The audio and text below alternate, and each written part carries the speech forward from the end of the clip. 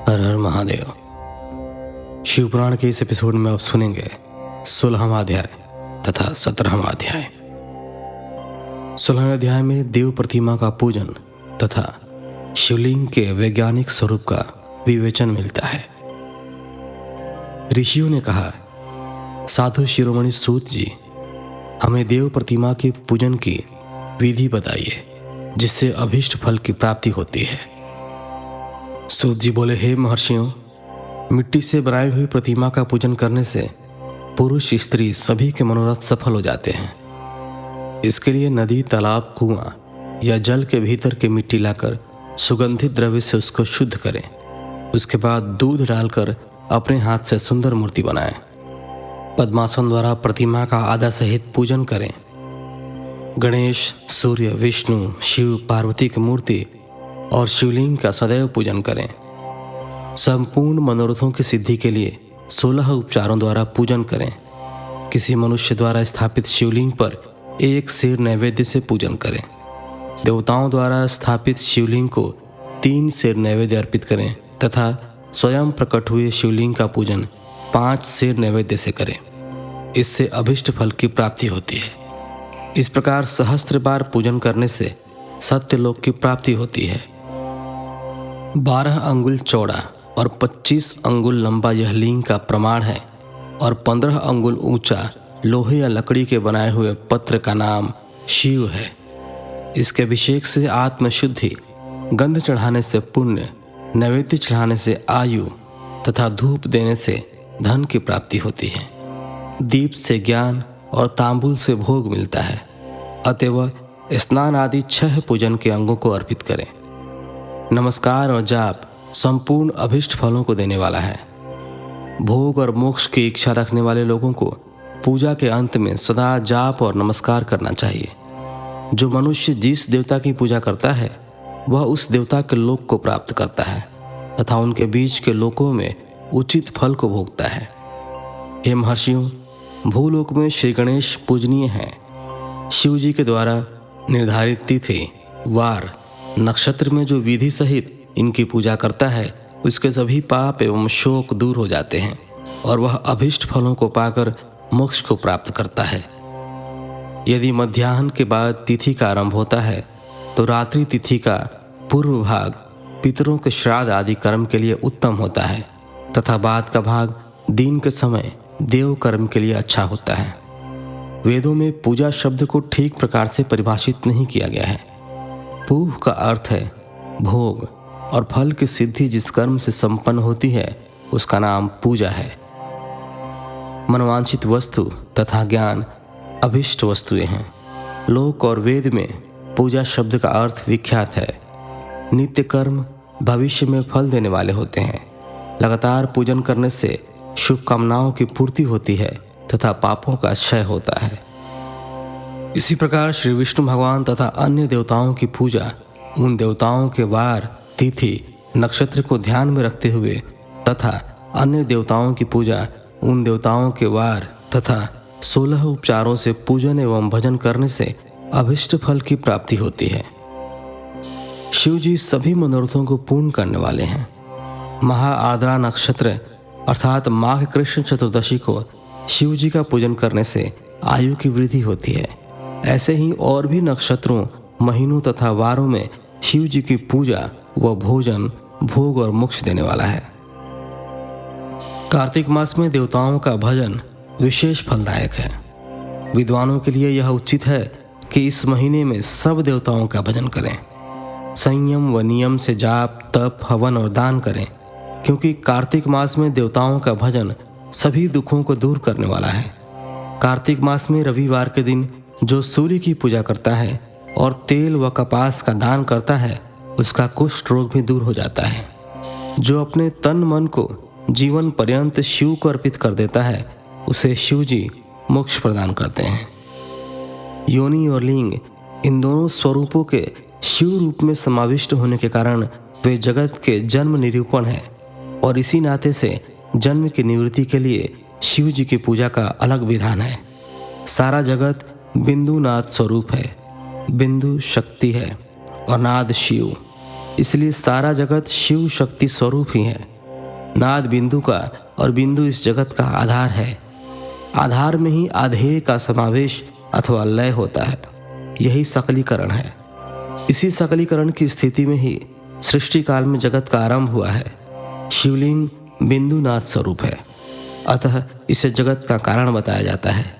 बिंदु देव है और नाद शिव, इनका संयुक्त रूप ही शिवलिंग कहलाता है। अतः जन्म के संकट से छुटकारा पाने के लिए शिवलिंग की पूजा करनी चाहिए। बिंदु रूपा देवी उमा माता है और नाद स्वरूप भगवान शिव पिता। इन माता पिता के पूजित होने से परमानंद की प्राप्ति होती है।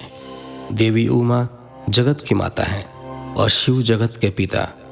जो इनकी सेवा करता है उस पुत्र पर इनकी कृपा नित्य बढ़ती रहती है। वह पूजक पर कृपा कर उसे अपना आंतरिक ऐश्वर्य प्रदान करते हैं। अतः शिवलिंग को माता पिता का स्वरूप मानकर पूजा करने से आंतरिक आनंद की प्राप्ति होती है। भर्ग यानी कि शिव पुरुष रूप हैं और भर्गा यानी कि शक्ति प्रकृति कहलाती हैं। पुरुष आदि गर्भ है क्योंकि वही प्रकृति का जनक है। प्रकृति में पुरुष का संयोग होने से होने वाला जन्म उसका प्रथम जन्म कहलाता है। जीव पुरुष से बारंबार जन्म और मृत्यु को प्राप्त होता है। माया द्वारा प्रकट किया जाना ही उसका जन्म कहलाता है।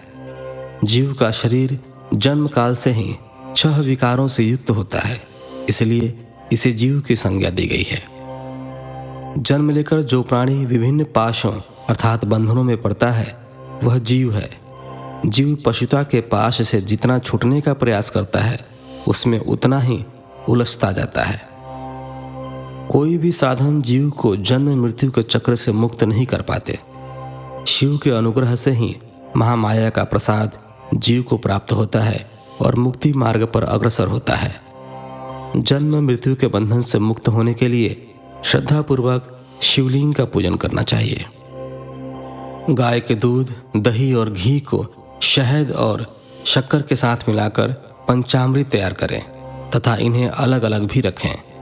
पंचामृत से शिवलिंग का अभिषेक व स्नान करें। दूध व अन्न मिलाकर नैवेद्य तैयार कर प्रणव मंत्र का जाप करते हुए उसे भगवान शिव को अर्पित करें। प्रणव को ध्वनिलिंग, स्वयंभूलिंग और नाद स्वरूप होने के कारण नादलिंग तथा बिंदु स्वरूप होने के कारण बिंदुलिंग के रूप में प्रसिद्धि प्राप्त है। अचल रूप से प्रतिष्ठित शिवलिंग को मकार स्वरूप माना जाता है, इसलिए वह मकारलिंग कहलाता है। सवारी निकालने में उकार लिंग का उपयोग होता है। पूजा की दीक्षा देने वाले गुरु आचार्य विग्रह आकार का प्रतीक होने से आकार लिंग के 6 भेद हैं। इनके नित्य पूजा करने से साधक जीवन मुक्त हो जाता है। 17वां अध्याय प्रणव का महात्म्य व शिवलोक के वैभव का वर्णन। ऋषि बोले, महामुनि, आप हमें प्रणव मंत्र का महात्म्य तथा शिव की भक्ति पूजा का विधान सुनाइए। प्रणव का महात्म्य। सूत जी ने कहा, महर्षियों, आप लोग तपस्या के धनी हैं तथा आपने मनुष्यों की भलाई के लिए बहुत ही सुंदर प्रश्न किया है। मैं आपको इसका उत्तर सरल भाषा में दे रहा हूँ। प्रकृति से उत्पन्न संसार रूपी महासागर का नाम है। प्रणव इससे पार करने के लिए नौ का स्वरूप है, इसलिए ओमकार को प्रणव की संज्ञा दी गई है। प्र अर्थात प्रपंच, न अर्थात नहीं है और वह यानी तुम्हारे लिए, इसलिए ओम को प्रणव नाम से जाना जाता है। अर्थात प्रणव वह शक्ति है जिसमें जीव के लिए किसी प्रकार का भी प्रपंच अथवा धोखा नहीं है। यह प्रणव मंत्र सभी भक्तों को मोक्ष देता है। मंत्र का जाप तथा इसकी पूजा करने वाले उपासकों को यह नूतन ज्ञान देता है। माया रहित महेश्वर को भी नव अर्थात नूतन कहते हैं। वे परमात्मा के शुद्ध स्वरूप हैं। प्रणव साधक को नया अर्थात शिव स्वरूप देता है, इसलिए विद्वान इसे प्रणव नाम से जानते हैं, क्योंकि यह नौ दिव्य परमात्मा ज्ञान प्रकट करता है, इसलिए यह प्रणव है। प्रणव के 2 भेद हैं, स्थूल और सूक्ष्म। ओम सूक्ष्म प्रणव एवं नमः शिवाय यह पंचाक्षर मंत्र स्थूल प्रणव है। जीवन मुक्त पुरुष के लिए सूक्ष्म प्रणव के जाप का विधान है, क्योंकि यह सभी साधनों का सार है। देह का विलय होने तक सूक्ष्म प्रणव मंत्र का जाप अर्थभूत परमात्म तत्व का अनुसंधान करता है। शरीर नष्ट होने पर ब्रह्म स्वरूप शिव को प्राप्त करता है। इस मंत्र का 36 करोड़ बार जाप करने से मनुष्य योगी हो जाता है। यह अकार, उकार, मकार, बिंदु और नाद सहित अर्थात अ, उ, म 3 दीर्घ अक्षरों और मात्राओं सहित प्रणव होता है, जो योगियों के हृदय में निवास करता है। यही सब पापों का नाश करने वाला है। अ शिव है, उ शक्ति और मकार इनकी एकता है। पृथ्वी, जल, तेज, वायु और आकाश 5 भूत तथा शब्द, स्पर्श आदि 5 विषय, कुल मिलाकर 10 वस्तुएं मनुष्यों की कामना के विषय हैं। इनकी आशा मन में लेकर जो कर्मों का अनुष्ठान करते हैं वे प्रवृत्ति मार्गी कहलाते हैं, तथा जो निष्काम भाव से शास्त्रों के अनुसार कर्मों का अनुष्ठान करते हैं वे निवृत्त मार्गी हैं। वेद के आरंभ में तथा दोनों समय की संध्या वंदना के समय सबसे पहले उकार का प्रयोग करना चाहिए। प्रणव के 9 करोड़ जाप से पुरुष शुद्ध हो जाता है, फिर 9 करोड़ जाप से पृथ्वी की, फिर इतने ही जाप से तेज की, फिर 9 करोड़ जाप से वायु की और फिर 9 करोड़ जाप से गंध की सिद्धि होती है। ब्राह्मण सहस्त्र ओमकार मंत्रों का रोजाना जाप करने से प्रबुद्ध व शुद्ध योगी हो जाता है। फिर जितेंद्रिय होकर 5 करोड़ का जाप करता है तथा शिवलोक को प्राप्त होता है। क्रिया, तप और जाप के योग से शिव योगी 3 प्रकार के होते हैं। धन और वैभव से पूजा सामग्री एकत्र कर अंगों से नमस्कार आदि करते हुए इष्ट देव की प्राप्ति के लिए जो पूजा में लगा रहता है वह क्रिया योगी कहलाता है। पूजा में संलग्न रहकर जो परिमित भोजन करता है एवं बाह्य इंद्रियों को जीत कर वश में करता है उसे तपोयोगी कहते हैं। सभी सद्गुणों से युक्त होकर सदा शुद्ध भाव से समस्त कार्य कर शांत हृदय से निरंतर जो जाप करता है वह जप योगी कहलाता है। जो मनुष्य 16 उपचारों से शिव योगी महात्माओं की पूजा करता है वह शुद्ध होकर मुक्ति को प्राप्त करता है। जप योग का वर्णन। ऋषियों, अब मैं तुमसे जप योग का वर्णन करता हूँ। सर्वप्रथम मनुष्य को अपने मन को शुद्ध कर पंचाक्षर मंत्र नमः शिवाय का जाप करना चाहिए। यह मंत्र संपूर्ण सिद्धियां प्रदान करता है। इस पंचाक्षर मंत्र के आरंभ में ओमकार का जाप करना चाहिए।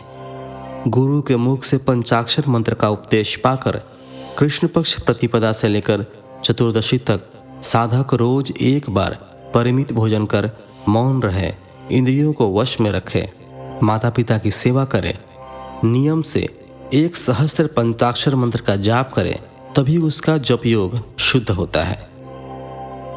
भगवान शिव का निरंतर चिंतन करते हुए पंचाक्षर मंत्र का 5 लाख जाप करें।